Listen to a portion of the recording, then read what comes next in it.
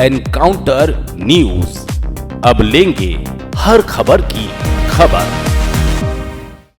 Madhya Pradesh Congress committee के प्रदेश प्रवक्ता advocate Pramod Kumar Dwivedi ने मध्य प्रदेश सरकार द्वारा दिनांक 18 जुलाई से 22 अगस्त तक चलाई जा रही राजस्व सुनवाई व प्रकरण निराकरण की मुहिम को ढकोसला व लीपापोती बताया। इस मामले में आज उन्होंने पत्रकार वार्ता कर तमाम मुद्दे उठाए।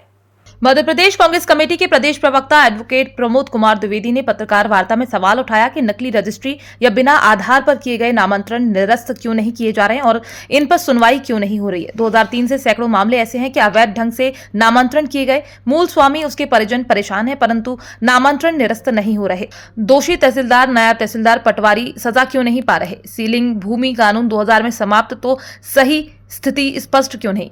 खसरे में त्रुटि है तो अधिकारी स्वतः संज्ञान लेकर सुधार करे, आदेश क्यों नहीं। नामांतरण हो चुका तो अमल दर्ज क्यों नहीं हो रहा। वहीं अमल दर्ज न करने पर कितने अधिकारियों को दंडित किया। सरकारी भूमि निजी नामों पर है तो खुलासा करें सरकार, दोषी अधिकारियों को चिन्हित करे। द्विवेदी ने सवाल उठाया कि साइबर तहसील में ही नामांतरण नहीं हो रहे, कारण बताकर निरस्त किए जाते हैं। मैनुअल आवेदन में दस्तावेज मांगा जाता है। सरकार स्वयं आईना देखे, जब विक्रेता शपथ पत्र, सहमति और रजिस्ट्री मिलती है तो मैनुअल क्यों नहीं दिया जा रहा है। ऐसे तमाम सवाल उन्होंने मध्य प्रदेश शासन और अधिकारियों से किए। इंदौर से एनकाउंटर न्यूज की रिपोर्ट।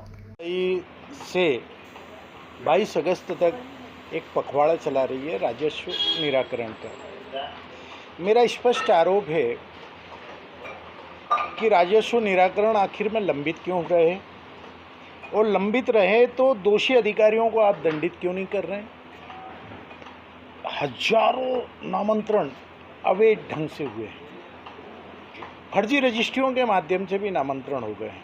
नामांतरण होने के बाद जब खसरे में खरीदार का नाम दर्ज किया जाता है तो अमल दर्ज कहते हैं उसको, वो भी आपने लंबित रखा है। खसरे में त्रुटि है तो आपके अधिकारियों का दोष है। इन सारी चीज़ों को लेकर के रोज़ प्रतिक्रिया दी जा रही है कि हमने इतने निराकरण कर दिए, हमने इतने निराकरण कर दिए। तो लंबित क्यों थे, और अगर लंबित हैं तो आज क्यों नहीं समीक्षा हो रही है कि साइबर तहसील का जो झुंझुना आपने थमाया कि उसमें आपने रजिस्ट्री कराई और रजिस्ट्री से ही नामांतरण के लिए आवेदन पेंड चला जाता है और भोपाल से होकर के आता है और इंदौर का तहसीलदार उसको नामांतरण करता है, वो भी 80% नहीं हो रहे।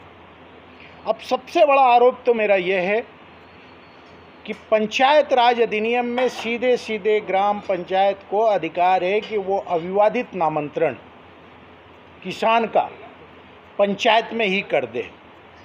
2003 के बाद आपकी सरकार है, अपने पंचायत राज अधिनियम के नियमों का पालन क्यों नहीं किया, पंचायतों को मजबूत क्यों नहीं किया, पंचायत में शिक्षित सचिवों की नियुक्ति क्यों नहीं की, और पंचायत को जब नामांतरण का अधिकार है तो तहसीलदार के माध्यम से आप नामांतरण क्यों करवा रहे हैं। या तो पंचायतों पर आपको विश्वास नहीं है, या तहसीलदारों के माध्यम से और पटवारियों के माध्यम से भ्रष्टाचार का खेल मध्य प्रदेश की सरकार खेल रही है।